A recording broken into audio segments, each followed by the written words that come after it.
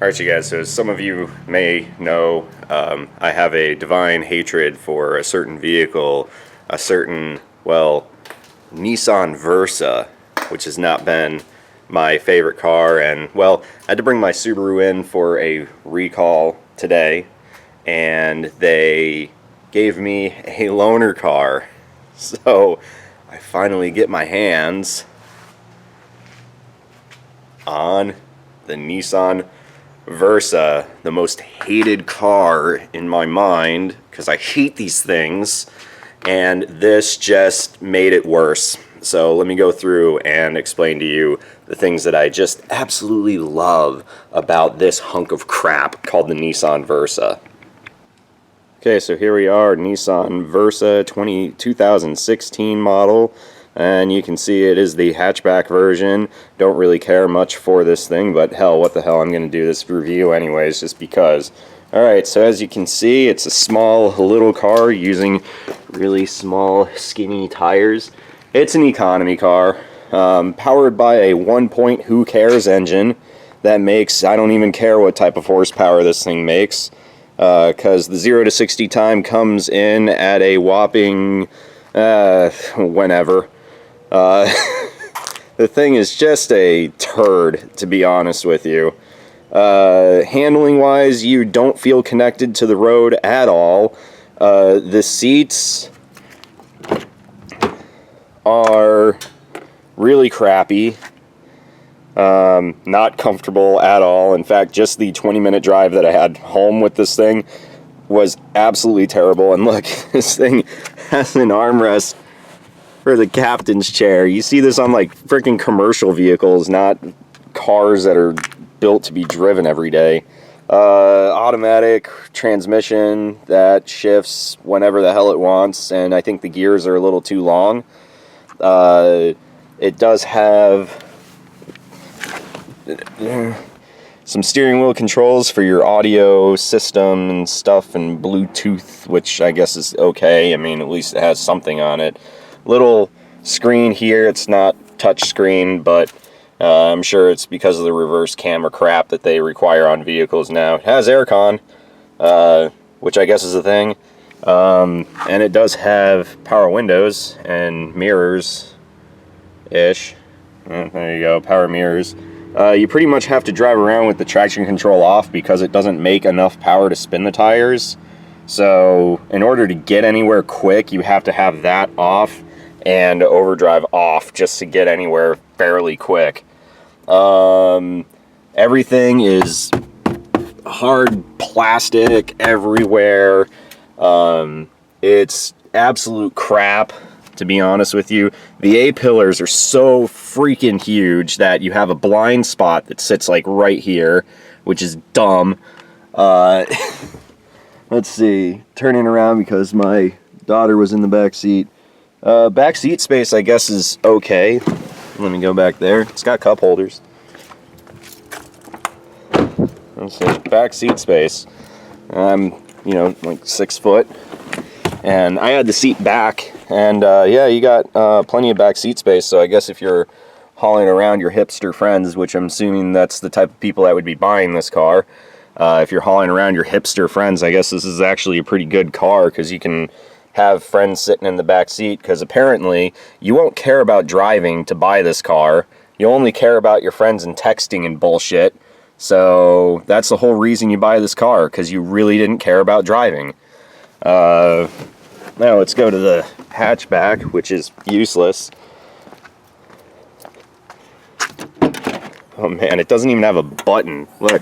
This is, okay, this is pretty old school, because most new cars that have a hatchback, they have a little button that goes right there to pop the hatch. Now this piece of crap still has an old school lever system, which is just garbage. Alright, hatchback space is there-ish. I guess you can fit a couple of bags and stuff, I mean, for normal driving and whatever. This is kind of okay, it works, but other than that, I mean, it's just kind of a crappy car. Let's see. This car is pretty new, so it's got, you know, the mat here for the back. Let's lift this up. Oh, look, more cargo space for stuff. Fuck that. And there's your spare tire, jack, all that kind of stuff. You know, everything's just kind of black and plastic and whatnot. I'll fix that in a second. So, all right, this is the SV model, which nobody really cares. It does have on the little tachometer thing up front the gauges. This gauge right here is a digital gauge that actually reads out consistently your miles per gallon. And rather than it kind of staying steady with your miles per gallon, it'll fluctuate back and forth the entire time you're driving. So it'll say like 26 point whatever, and then 44.6, and then back down to 38 point. So it's consistently going back and forth, and it actually doesn't use your mileage that your odometer is reading to average it out and then stay steady at what you're averaging. It just kind of fluctuates back and forth. So it's really kind of annoying. It's kind of like watching an air-fuel ratio gauge, but more annoying because it's about miles per gallon instead of air-fuel ratios. So, like I said, this thing is just, I mean, the seating position is terrible. Even with it in the lowest setting, which it's this little lever that's back here. You want to go down in the lowest setting. I still feel like I'm sitting in a Mack truck. And I mean, it doesn't necessarily mean anything, but let me turn this around. My head, in my WRX, like here's where my head's at. And this is a pretty tall car. And I've got about that much space where my head is, and this is the seat in the lowest setting. That's where the seat is sitting in its lowest setting, and my head is still like that far away from the roof. You know, in my WRX, I have a lot more space. The seat can go a little bit lower than this one can. So to me, this is just like there's nothing there. It's just, this is too, like, I feel like I'm up against this. And I haven't felt that way in any car since my Mitsubishi Eclipse. So that's one of the many things that I just don't like about this thing, is it's just, it doesn't feel right. The steering, the way you sit with the steering input is like, I don't know, you just can't sit in a in more of a driver's position. You know, to me, this is terrible.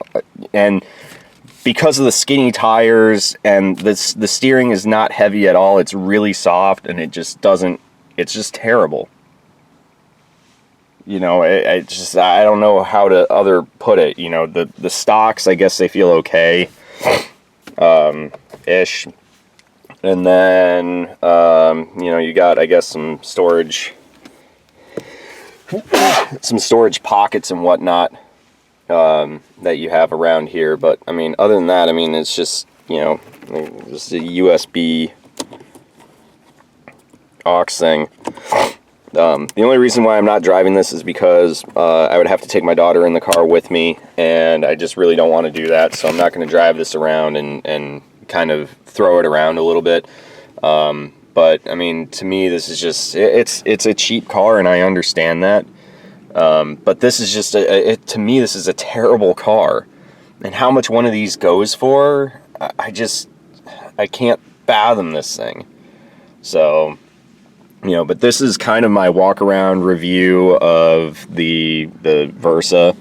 So, you know, let me get out of the car, and I'll discuss some other things, the reasons why I don't like this car. All right.